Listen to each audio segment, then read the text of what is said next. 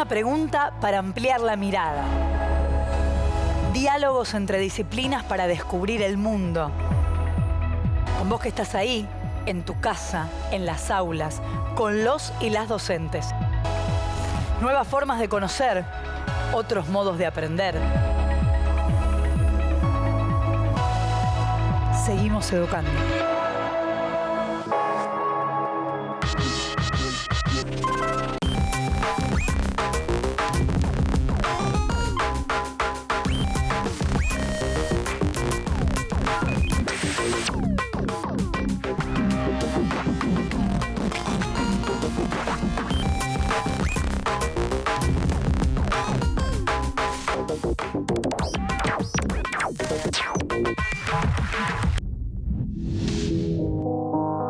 Hoy con Lucas, profe de lengua y literatura, y con Ana, profesora de educación sexual integral, nos preguntamos, ¿había una vez, una y otra vez?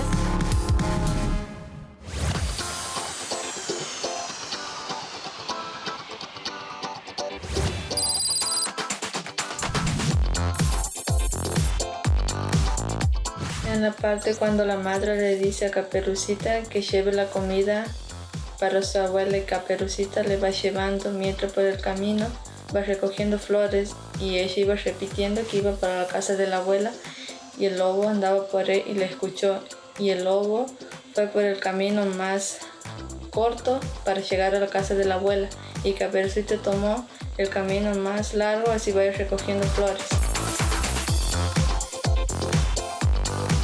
El fragmento de Blancanieves que me acuerdo es cuando ella llega a la casa de los enanitos y se pone a limpiar todo y se duerme en las camas y después ellos lo encuentran.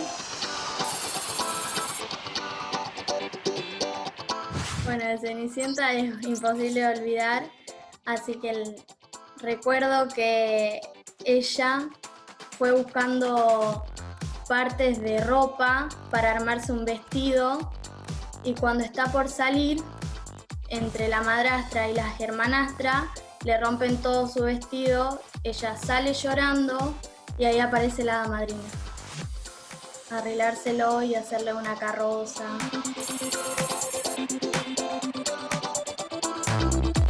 Cuando era pequeña, yo amaba leer, entonces mi mamá me compró este libro gigante y está lleno de colecciones de cuentos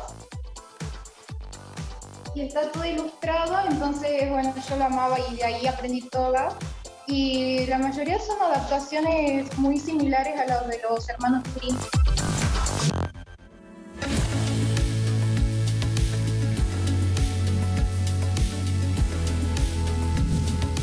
La narración es central en la constitución identitaria de las personas, también de los pueblos. Hay diferentes tipos de narraciones con sus características propias. Narraciones épicas, mitológicas, legendarias. La narración es un relato de experiencias. Está asociada a una práctica oral comunitaria. Es un momento de encuentro entre el narrador y los oyentes. La narración tiene un rol central en nuestras vidas. Desde que nacemos, nos van contando historias y así, de a poco, incorporando el lenguaje para poder contar las propias. Hoy veremos los cuentos tradicionales. Vladimir Prop fue un intelectual perteneciente a la corriente de los formalistas rusos, aquellos que empezaron a delinear las ideas centrales de la teoría literaria. Se dedicó a estudiar las imágenes constantes que había en los cuentos de hadas rusos y llegó a la conclusión de que todos tenían una estructura similar. En los relatos populares, explicaba, los personajes pueden considerarse funciones. Esto quiere decir que se definen por sus acciones, que son estereotípicas, o sea, que se repiten con variaciones mínimas de relato en relato. Es por eso que hoy, con los lentes de la educación sexual integral, nos preguntamos, ¿cómo aparecen representados en los cuentos tradicionales los roles de género? ¿Y cómo se caracteriza a los personajes femeninos? Por eso nos preguntamos, ¿había una vez, una y otra vez?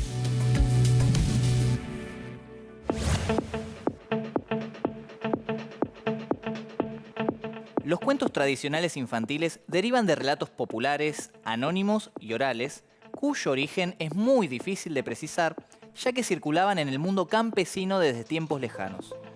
Al principio no eran considerados relatos exclusivamente infantiles porque estaban destinados tanto a las niñas y niños como a las personas adultas. Algunos estudios históricos señalan que estos relatos adoptan formas similares en diferentes sociedades y culturas, de tal modo que comparten constantes universales. Los cuentos de hadas, que surgen como subtipo del cuento folclórico, se transmitieron al principio de manera oral. Tenían numerosas variantes, adaptadas por cada cuentacuentos para sus propios fines. En un determinado momento, los recopiladores los pusieron por escrito. Estudiar la evolución histórico-literaria de estos textos es complicado, porque solo las versiones escritas sobrevivieron al paso del tiempo. Los cuentos más antiguos de los que tenemos noticias tienen su origen en Oriente. La primera colección europea en prosa, que incluía cuentos de hadas, es del periodo post-renacentista. Se trata de Las noches agradables de Giovanni Francesco o Gianfrancesco Straparola, publicadas en Venecia entre 1550 y 1553. A esa publicación siguió el Pentamerón, del año 1637, de Gian Battista Basile, escrito en dialecto napolitano y muy valorado porque para su elaboración el autor efectuó un minucioso trabajo de campo. De estas primeras colecciones traducidas al francés surgieron los famosos cuentos de Charles Perrault. Su obra titulada Cuentos de Mamá Oca, de 1697, escrita para entretenimiento de la corte, trivializó mucho de los cuentos. Les dio un enfoque burlón y les agregó una moraleja ingenua.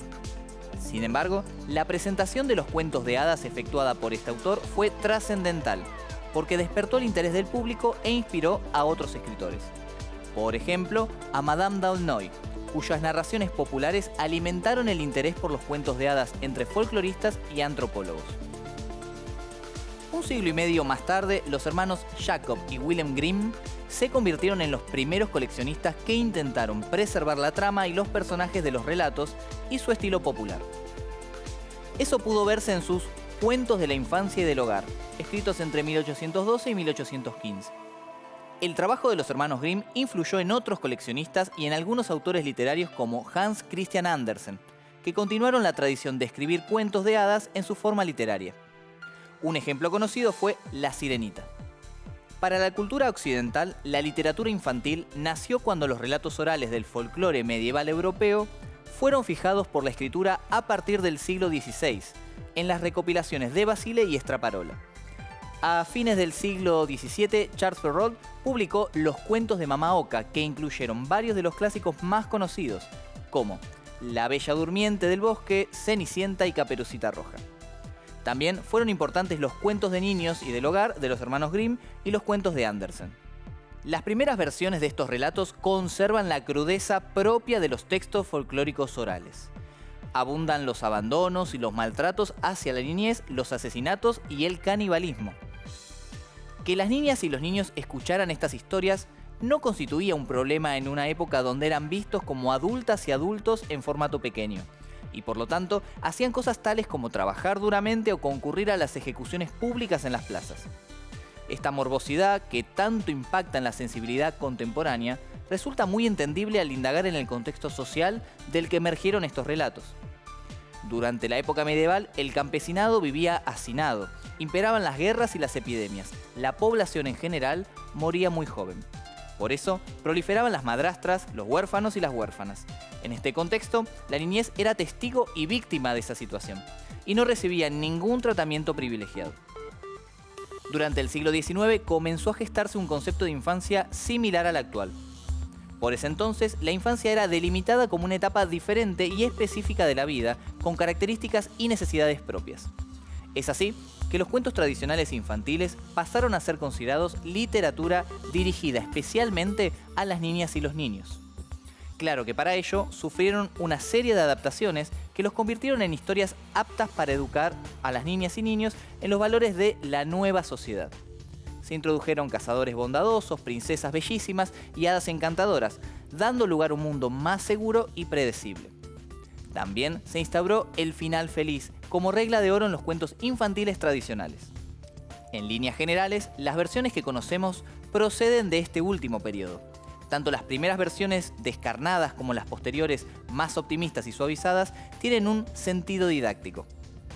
En ambos, la enseñanza moral se realiza apelando a arquetipos universales positivos y negativos, es decir, a personajes que actúan según los rasgos esenciales, definidos, inalterables y unidimensionales, a través de los cuales la lectora o el lector pueden construir modelos de acción propia por identificación o por rechazo.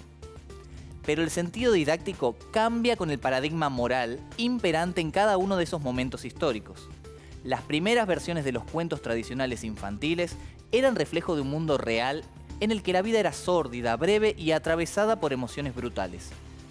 En este contexto, su sentido didáctico consistía en decirle a la población campesina cómo era el mundo y ofrecerle estrategias para hacerle frente, advirtiendo tanto a niñas y niños como a las personas adultas que, para sobrevivir, era necesario abandonar el hogar, salir al mundo en busca de mejor fortuna y que en este periplo la valentía, la astucia y la suerte eran esenciales. En cambio, en las versiones suavizadas del siglo XIX se muestra un mundo ideal, en el que la virtud y el bien triunfan.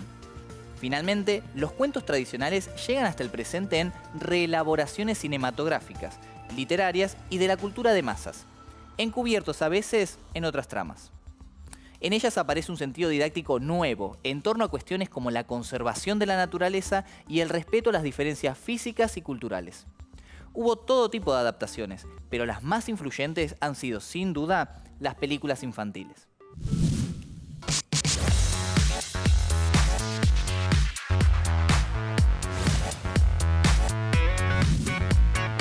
Las personas nos vamos construyendo como mujeres o varones tomando de referencias los significados que circulan en la sociedad, o sea, a través de los estereotipos de género. Mirar la realidad desde la perspectiva de la ESI nos permite descubrir cómo estos estereotipos están más presentes de lo que pensamos y nos llegan desde nuestra más tierna infancia, por ejemplo, a través de los cuentos de hadas que todas y todos escuchamos una y otra vez. Desde que se publicó la primera edición de 1812 de los cuentos recopilados por los hermanos alemanes Jacob y Wilhelm Grimm, se ha hablado mucho de la crueldad y de lo macabro de las versiones originales, que tuvieron que ser corregidas para ponerlas al alcance de niñas y niños.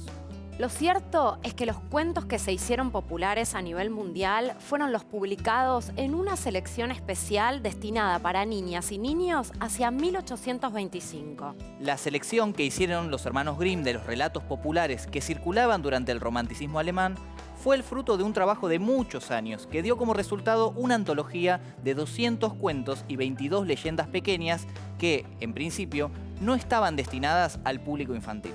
Todas esas historias están compuestas de trasfondos que reflejan características morales, religiosas, sociales, históricas de la sociedad europea. Los personajes de los cuentos tradicionales llevan una carga de valores y actitudes muy estereotipados y bien diferenciadas para mujeres y varones.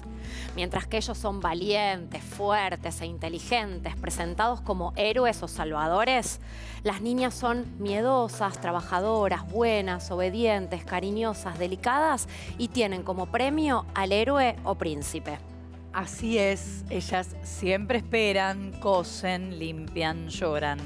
Ellos siempre luchan, salvan, rescatan, viajan. Las niñas y mujeres se describen como bonitas, dulces, delicadas, pobres, ingenuas, intelectualmente torpes. La asignación de los espacios domésticos son características comunes a casi todos los personajes femeninos de los cuentos. La belleza trae como premio al príncipe y la fealdad es sinónimo de maldad, pero también de independencia. Los varones en general se describen por su valentía o cobardía, astucia, agresividad, eficacia y por sus trabajos o por sus situaciones de poder. Los finales felices de estos cuentos también marcan un estereotipo para la mujer. La felicidad llega al casarse y ser amada por un hombre. Por esto, la actividad de las princesas protagonistas sucede dentro del hogar y en relación con las tareas hogareñas. Cenicienta tiene que lustrar y limpiar su casa. Blancanieves alimenta y asiste a los 7 enanitos. Caperucita es la encargada de alimentar y cuidar a su abuelita. Los príncipes, en cambio, viven aventuras, viajan por el mundo, resuelven problemas. Pero también hay otras clases de mujeres representadas en los cuentos tradicionales. Si bien no tienen el rol pasivo de las princesas, representan características negativas. Las malas de las películas siempre son las brujas y las madrastras. Pero, ¿por qué predomina en estos cuentos el personaje femenino de la bruja como un ser peligroso, desagradable? ¿Por qué ese rol así caracterizado es asignado a aquella mujer que vive aislada en el bosque, sin familia? Y porque las madrastras también ocupan un rol negativo y se las presenta completamente desinteresadas por ocupar el rol maternal, con malas intenciones y con ansias desmedidas de poder. Estamos de acuerdo en que las brujas y las madrastras aparecen como dos estereotipos femeninos que rehuyen del mandato maternal. Y son de este modo necesariamente antagonistas de las protagonistas que buscan la salvación y la felicidad eterna en el casamiento y en la conformación de una familia. Se contraponen en esto a las princesas. Ellas, que no cosen, ni limpian, ni esperan al príncipe azul, están solas, llenas de maldad y resentimiento.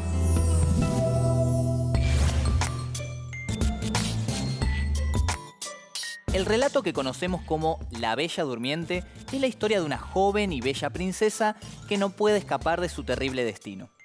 Un día se desvanece por pincharse el dedo y con el tiempo un joven príncipe logra despertarla. Lo interesante de este cuento es que es de los pocos que aparece reescrito en muchas de las antologías que mencionamos antes. La primera versión que se conoce apareció en el Pentamerón de Basile en 1634. Luego, el cuento fue recopilado por Perrault en sus Cuentos de Mamá Oca en 1697. Algo más de un siglo más tarde, una versión del cuento fue incluida por los hermanos Grimm en Cuentos de la Infancia y del Hogar de 1812. Finalmente, la historia llegó al cine en una versión cinematográfica animada en 1959. Entre la primera versión de Basile y la última animada en el cine, el relato tuvo una serie de modificaciones que responden a su adaptación para un público infantil. Las escenas de violencia de las primeras versiones se fueron suavizando.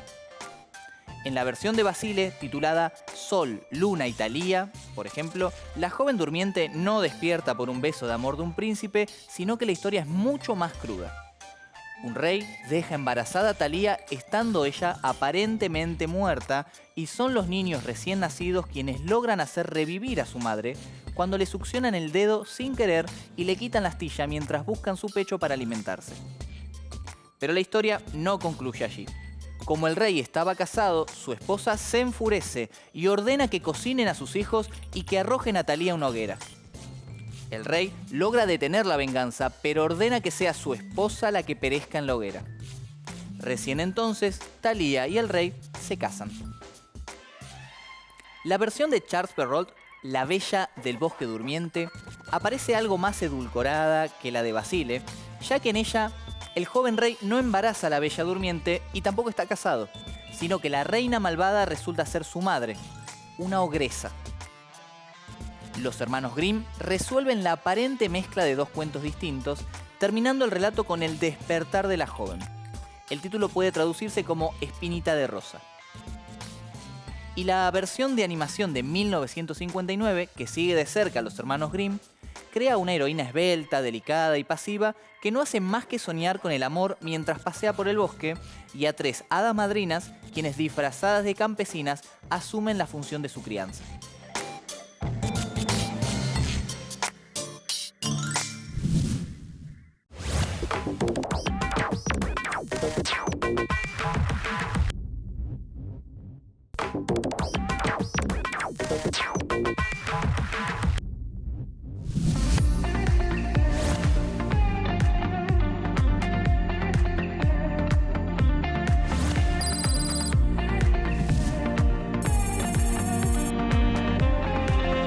Sería que mientras el lobo va hacia la casa de la abuela, el cazador lo encuentra y lo caza, y Caperucita sigue por el camino y llega bien y le entrega la comida que le tenía que entregar a su abuela. ¿Por qué sería así? Y porque quedaría mejor así el lobo no lo comiese su abuela. El final que yo escribiría para Cenicienta sería que el zapato le termine dando a otra chica del pueblo, porque no creo que todo el pueblo haya una sola chica con la talla de calzado que tiene Cenicienta. A Blancanieves le cambiaría el final en la parte donde ella se va con el príncipe. En vez de irse, que se queden a ver con los enanitos y hacer una familia todos juntos. A mí me encanta Bella, de La Bella y la Bestia. Me encanta que no se haya dejado llevar por la opinión de la sociedad. Ella era considerada extraña, era diferente. Ella amaba leer, quería ser una mujer culta y no se dejaba llevar por las apariencias. Me encanta cómo, a pesar de ser deseada por el supuesto hombre más guapo del lugar, no se haya dejado influenciar y se haya mostrado fiel a sus creencias. Así que sería ella. Si yo tuviera que elegir un personaje, elegiría a las madrinas, las hadas madrinas de La Bella Durmiente, porque me gustaba su poder.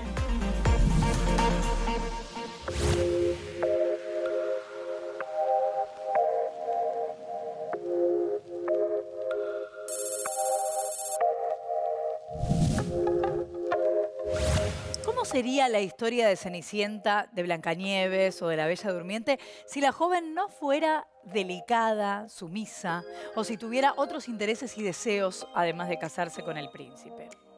¿Y si la madrastra o la bruja no fueran malvadas, malhumoradas o envidiosas? ¿Y si las malvadas no fueran siempre mujeres?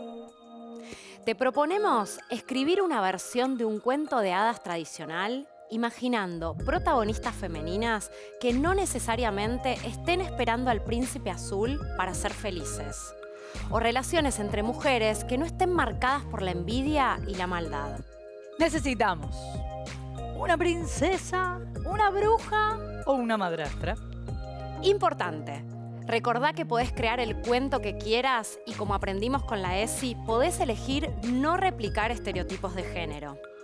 Imaginá otros momentos del cuento con estas y estos nuevos personajes. Colorín colorado, una vez terminado tu cuento de hadas, podés subirlo a las redes, en el blog de tu curso o en la cartelera de la escuela.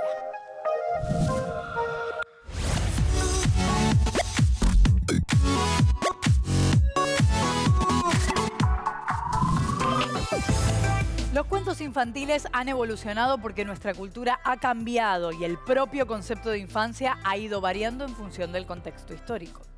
Verdadero. Verdadero. Verdadero. Verdadero. Verdadero. La modernidad crea un nuevo concepto de infancia. En este contexto, los cuentos tradicionales infantiles pasan a ser considerados como literatura dirigida especialmente a las niñas y los niños.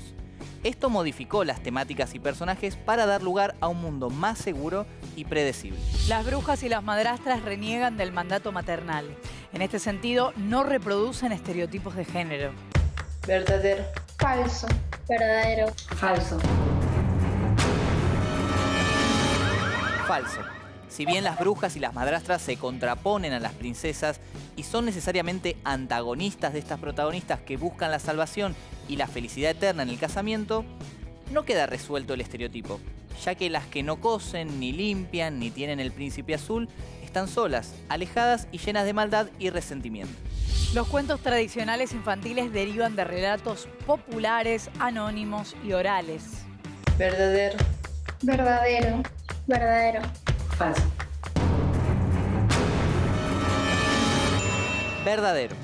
Los cuentos de hadas, que surgen como subtipo del cuento folclórico, fueron primero transmitidos de manera oral, en numerosas variantes, adaptadas por cada cuentacuentos, hasta que diversos recopiladores pusieron estos cuentos por escrito. Gran parte de los cuentos infantiles clásicos reproducen desigualdades de género. Verdadero. Verdadero. Verdadero. Verdadero. Verdadero. Los personajes de estos cuentos llevan una carga de valores y actitudes muy estereotipados y bien diferenciadas para varones y mujeres. Así, por ejemplo, mientras que ellos son valientes, fuertes e inteligentes, presentados como héroes o salvadores, las niñas son miedosas, trabajadoras, buenas, obedientes, cariñosas y delicadas que tienen como premio al héroe o príncipe. Entre la primera versión de La Bella Durmiente de Basile y la versión animada de 1959, el relato se modifica mucho para adaptarse al público infantil. Verdadero. Verdadero. Verdadero. Verdadero. Verdadero. Las escenas de violencia de las primeras versiones van suavizándose versión a versión.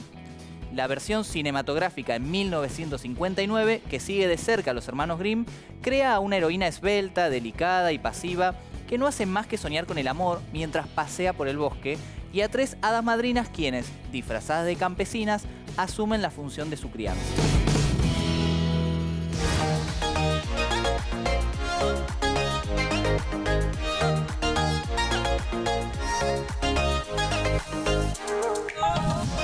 Como vimos, las brujas y las madrastras representan dos estereotipos femeninos bien diferentes a las princesas o protagonistas. Más que diferentes, son las antagonistas de las protagonistas. Ellas no aparecen amorosas y sumisas a la espera del príncipe azul. Presentan características opuestas. Sin embargo, si bien se contraponen en esto a las princesas, no queda resuelto el estereotipo, ya que se nos demuestra que quienes no tienen esos modos amables y esos sueños maternales no son felices. Son mujeres malvadas, envidiosas y sin vínculos sociales. Las figuras literarias que practican la magia en muchos cuentos populares son seres que cuentan con ciertos atributos ligados al conocimiento, la sabiduría, el manejo de cuestiones relacionadas con lo desconocido. Sin embargo, cuando se trata de figuras femeninas, estas se ven cargadas de características negativas y solamente en contadas ocasiones los personajes femeninos son sabios o practican magia denominada blanca, que deshace embrujos o descubre verdades que estaban ocultas. La bruja es uno de los personajes más fáciles de imaginar. Cerramos los ojos e inmediatamente su imagen se nos aparece con nitidez. Rodeada de escobas voladoras, telarañas, calderos humeantes, bolas de cristal y libracos polvorientos de saberes prohibidos. Vestida con atavíos oscuros, rematados en un alto sombrero puntiagudo, acompañada por animales inquietantes como el típico gato negro o el cuervo. Las sabemos además iniciadas en los secretos de la magia, conocedoras de las propiedades de hierbas misteriosas, las que utilizan para preparar pociones letales. Es probable que imaginemos las pócimas como el resultado de bizarras recetas en las que se mezclan ingredientes repugnantes. Resulta sorprendente comprobar cuán pocas de estas características son mencionadas explícitamente en los cuentos tradicionales, especialmente en las versiones más antiguas. Es notorio, ninguna de las brujas descritas en estos relatos reúne ni siquiera la mayoría de esos atributos. Esta imagen parece corresponder a la transformación que el cine, la historieta y la industria editorial han efectuado sobre el personaje. Muchas veces con el afán de suavizar sus rasgos, de modo tal que resulte más apto para el consumo de masas. Y es que el personaje, tal como aparece en los cuentos tradicionales, no se deja atrapar tan fácilmente. Las brujas de los cuentos verdaderos de brujas tienen un solo rasgo constitutivo, pero ese rasgo es tan determinante que las define por entero: la maldad. Se trata de una maldad esencial, que las configura física y mentalmente. Todas y cada una de sus acciones caben en 3 verbos lamentables: dominar, dañar, eliminar. No muestran señales de debilidad ni de compasión. Nunca dudan ni lloran. Viven en el mal humor permanente que les provoca el amor y la felicidad de los demás. Son gritonas, prepotentes, testarudas y soberbias. En general, obran impulsadas por envidia, venganza o por el mero placer de hacer el mal. Cuando odian a alguien, lo persiguen obsesivamente y nunca cesan en su afán de destruirlo. Si podemos cuestionar el estereotipo que representan las princesas, no podemos dejar de analizar también todo lo negativo que se asoció a lo femenino a través del personaje de las brujas. En el caso de las madrastras, son personajes presentados como seres despiadados, con atributos también negativos: orgullosas, temerarias, celosas, envidiosas. A diferencia de las brujas, que viven aisladas de la comunidad, las madrastras están integradas a ella. Sin embargo, como las brujas, son mujeres que no son madres. Acá se asocia negativamente el hecho de no ejercer la maternidad con maltratar o despreciar a otras niñas o niños. Buscan el poder a costa del mal de la familia que las recibe. Cultivan la adoración por la imagen propia. En definitiva, son seres individualistas y egocéntricos, como es el caso de la madrastra de Blancanieves. Algunos investigadores folcloristas han considerado la inclusión de estos personajes desde una perspectiva histórica. Para ellos, por ejemplo, la figura de la madrastra malvada tendría su razón de ser en el hecho de que muchas mujeres morían durante el parto, por lo que las segundas nupcias eran comunes y la relación de las hijas y los hijos con la nueva esposa del padre muchas veces era conflictiva. En ambos casos, a través de brujas y madrastras, las malas de la película se asocian a lo femenino con características negativas. Pero además, y queremos prestarle especial atención a eso, se muestran relaciones entre mujeres siempre conflictivas y marcadas por los celos y la envidia. Claro, no aparecen en este tipo de cuentos relaciones amorosas, de compañerismo, de cuidado entre mujeres. Mientras que la alegría para las princesas o protagonistas viene de la mano de un varón que las va a salvar, amándolas para siempre, todo lo negativo les llega de las brujas, las madrastras o de otras mujeres como a Cenicienta a través de sus hermanastras.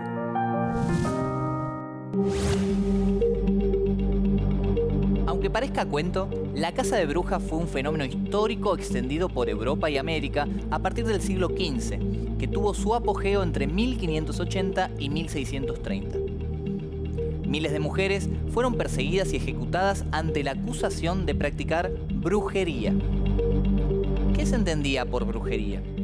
Toda práctica de orden medicinal, espiritual, religiosa que se alejara de la doctrina cristiana. Los demonólogos de la época pensaban que los miembros de esta nueva secta de demonólatras, los brujos y las brujas, se reunían por las noches, en espacios vírgenes, con tres objetivos: para tributarle honores divinos al demonio, que presidía la asamblea del cuerpo presente, para planificar nuevos atentados contra la sociedad cristiana y para cometer toda clase de crímenes horrendos que iban desde el infanticidio hasta el canibalismo. Entonces, ¿existen las brujas? A finales del siglo XVII, la mayoría culta de las y los europeos creía en las brujas.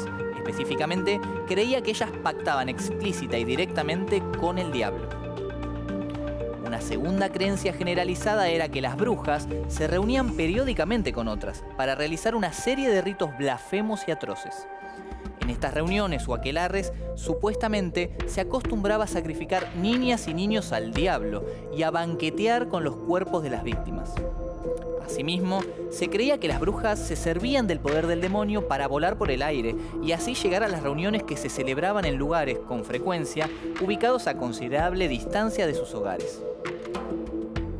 La gran caza de brujas no pudo producirse hasta que los miembros de las élites dirigentes de los países de Europa, en especial los de la maquinaria judicial, se convencieran de su existencia y de su peligro.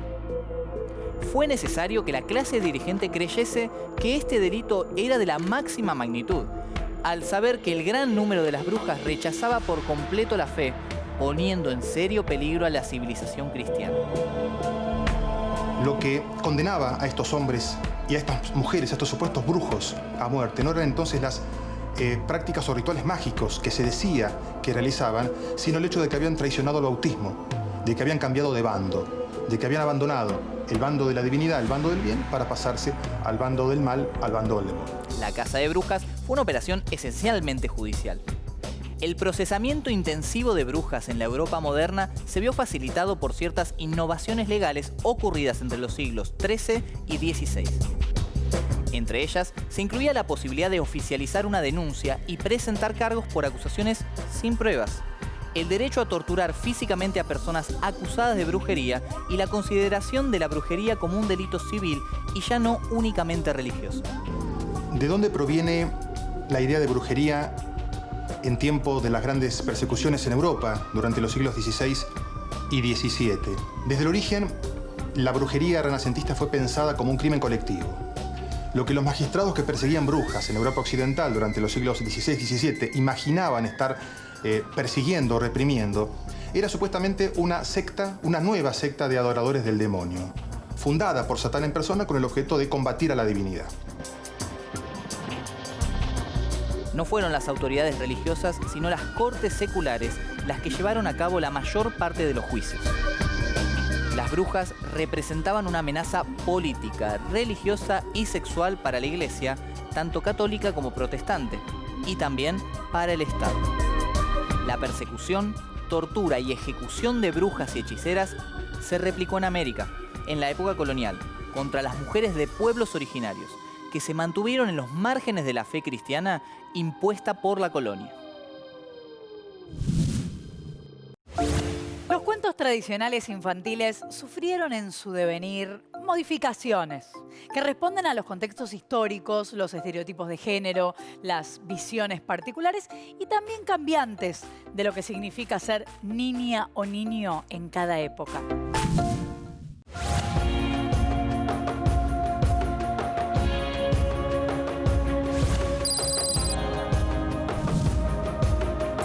Mi nombre es Noelia Lynch y soy profesora y especialista en literatura infantil y juvenil.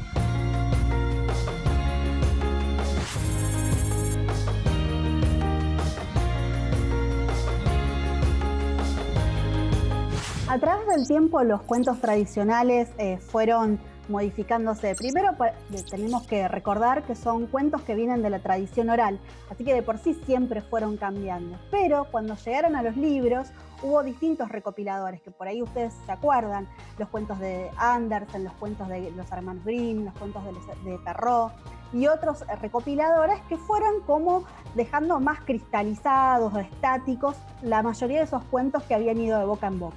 Con el tiempo, esos cuentos además fueron adaptados, fueron llevados a distintas versiones por distintos autores hasta que llegamos a nuestros tiempos. Pero hay otra historia de los cuentos tradicionales que estaría bueno que podamos conversar. En los distintos recopiladores, los cambios que fueron quedándose en los textos tenían que ver con los distintos momentos culturales e históricos que se estaban viviendo. Por ejemplo, los hermanos Grimm estaban en un momento en que estaban constituyéndose en Alemania como nación. Entonces esos cuentos que fueron recopilando tenían como la intención de ser algo así como la identidad nacional de su país. Otros textos fueron adquiriendo también los aspectos culturales que tenían que ver con cómo eran las relaciones entre hombres y mujeres, las familias de ese tiempo, cómo debía ser una mujer o qué se esperaba de ella en determinado momento.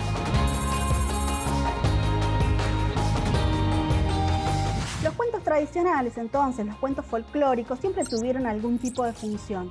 O bien, como decíamos antes, mostrar una forma de integración cultural o un modo de ser de determinada época, pero también con el paso del tiempo esas funciones fueron cambiando. Y en los últimos años lo que viene pasando es que esos roles o esos estereotipos que quedaron como asentados en los cuentos tradicionales, en los cuentos canónicos, estos que todos conocemos, empezaron a ser objetados. Bueno, las mujeres no eran tan malas, las madrastras tenían motivos para tener problemas, para defender lo que les pasaba, las brujas no eran tan malas, sino que había otras brujas que ayudaban a las mujeres, que ayudaban en los partos, en los nacimientos. Y lo que se viene en los últimos años es poder recopilar o rescatar esos cuentos que quedaron como olvidados en la historia. Ahí vamos a encontrar que más allá de las adaptaciones nuevas que fueron apareciendo en los últimos años de nuevas Caperucitas, nuevas Bellas Durmientes, encontramos que en el siglo XVIII, del siglo XIX, a principios del siglo XX, hubo otras recopiladoras que pudieron rescatar de lo que se contaban de mujeres a mujeres, otras mujeres de esa época, que no está todavía en los cuentos que leemos actualmente, pero que lentamente empiezan a aparecer publicaciones donde aparecen esos cuentos que no fueron contados y donde los estereotipos de género, los roles de género son muy diferentes a los que conocemos. Y me parece que es muy importante ver cómo autoras como Božena Němcová de República Checa, Laura Gossenbach de Italia, y otras tantas como Angela Carter, que es una autora muy reconocida, encontramos esos cuentos que no fueron tenidos en cuenta en la historia. Para poder seguir pensando estas cosas, hay muchas cosas que uno puede ir a ver. Por ejemplo, algunas películas de los últimos años que empiezan a reversionar o a poner en cuestión algunos roles, como las películas de Maléfica, por ejemplo, que es una película que viene de Disney, hace como una vuelta de tuerca hacia lo que sucede y hay que ver, bueno, cuáles son los motivos específicos que le pasa a esa protagonista. Después hay textos que son muy interesantes para ver. Yo lo dije antes, Bozena Nemcová es una autora checa que es una de las más reconocidas y que tiene cuentos donde las caperucitas o las heroínas son muy llamativas. Y después Angela Carter y Marita de Stark son dos recopiladores que tienen, por ejemplo, versiones de Caperucita que no conocimos, que son muy interesantes y que han hecho recopilaciones a lo largo de todo el mundo, los 5 continentes, de distintas culturas, de culturas como las inuit o las culturas de Latinoamérica, que también tienen muchos textos folclóricos, tradicionales, que fueron de boca en boca, que nos pueden abrir un mundo muy diferente a lo que conocemos y a lo que nos formó como niños y niñas y que podemos empezar a cuestionar. Un saludo a todas las chicas y chicos y a seguir estudiando.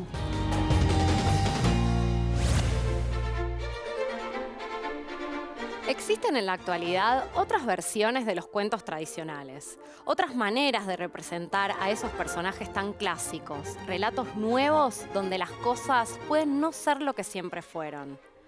Felizmente, los estereotipos ya no están presentes en todos lados. Desde hace un tiempo a esta parte, por distintos medios, aparecen otras propuestas para las infancias. Tenemos cuentos, poemas, canciones y programas televisivos donde ya ni las princesas ni los príncipes son los que eran. Hasta las heroínas y los superhéroes pueden ser distintas y distintos. Aparecen así otros relatos, otros intereses, otros cuerpos, otros modelos para que sea posible escuchar un había una vez diferente, que apueste a infancias con mayores posibilidades de elección y con otros modelos con los cuales identificarse. En la televisión, Paca Paca es una propuesta cultural pensada para alojar y a la vez para promover infancias alegres y respetadas, haciendo foco en sus derechos y ofreciendo infinidad de personajes con los cuales niñas y niños se han identificado, construyendo identidades que no reflejan los estereotipos de siempre. Samba y Niña se han convertido en héroes y personajes favoritos de mujeres y varones desde la infancia. Se trata de personajes que representan a todo el país, que promueven valores como el juego y el aprendizaje. De su mano ha llegado Juana Zurduy. Juana Zurduy, como mujer, había sido invisibilizada al narrarse las luchas por la independencia. Pero en esta programación infantil toma un lugar importante, pasando a ser reconocida por niñas y niños como la generala del ejército argentino. La princesa Medialuna es otra propuesta que abre sentido sobre la imaginación de género. Acá, la princesa recibe un hechizo de una bruja, pero nada de las historias tradicionales se repite. Gracias a ese hechizo, Medialuna no puede dormir de noche y sale con sus amigas y amigos a vivir miles de aventuras. Los estereotipos también se rompen por otros lados. Resulta que todas y todos pueden tener miedo, angustiarse y necesitar mimos, incluso los varones. Esto es lo que pasaba en Amigos, donde Santi experimenta distintas emociones y sentimientos a medida que va creciendo. En la literatura también existe una gran oferta de posibilidades que se alejan de los estereotipos clásicos de los cuentos infantiles y ofrecen otras posibilidades para identificarse y disfrutar. La colección Antiprincesas es otra apuesta para romper con los estereotipos de género desde la infancia. Las antiprincesas y los antihéroes nos muestran que siempre existieron mujeres libres e independientes. Vienen a recuperar la cultura popular y colectiva, rescatar también las heroínas olvidadas de las guerras de la independencia y proponer al mismo tiempo nuevas masculinidades. Las antiprincesas surgieron con mucha fuerza en un momento donde las mujeres salían a la calle a decirle basta a las violencias, un fenómeno que cada vez es más fuerte y masivo. Pero también como respuesta literaria a los relatos clásicos de caballeros y princesas que siguen muy presentes a pesar de que se van modernizando. Frida Kahlo, Violeta Parra y Juana Zurduy son las primeras referentes del proyecto editorial para representar a esas mujeres reales que le pusieron el cuerpo a sus deseos, a sus ideas y se animaron a romper mandatos en todos los ámbitos. Siempre han sido mujeres rebeldes que no han encajado en la época que les tocó vivir. Y son mujeres que salen a buscar su destino, que no esperan a ser rescatadas, que se desarrollan en sus áreas. Hay pintoras, generalas, escritoras, cantantes de cumbia y poetas, y muchas más, y eso demuestra las múltiples posibilidades de ser de las mujeres. Algunas otras historias donde los finales felices no son los habituales, los personajes no son los de siempre, ni las protagonistas femeninas son tan dóciles. Podemos encontrarlas en cuentos como Historia del dragón y la princesa, donde esta vez la princesa parece que va a ser atacada, pero da vuelta a las cosas y toma prisionero al dragón. Y solo lo libera después de que éste le cuente historias una y otra vez. También en Feroz Feroz, de Liliana Cineto, por ejemplo, donde el lobo no quiere ser como todos los lobos, porque a él le gustan otras cosas. Y su familia aprende con él y comparte la aventura.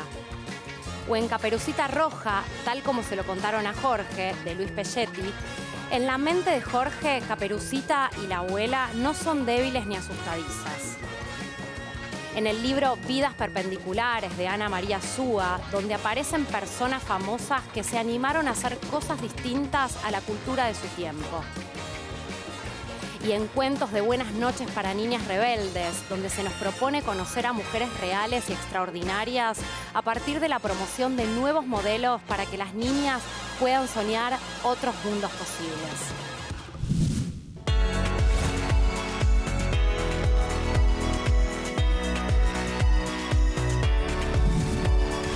En este programa reflexionamos sobre el rol de la narración oral y los cuentos tradicionales en la transmisión cultural y en la conformación de la identidad.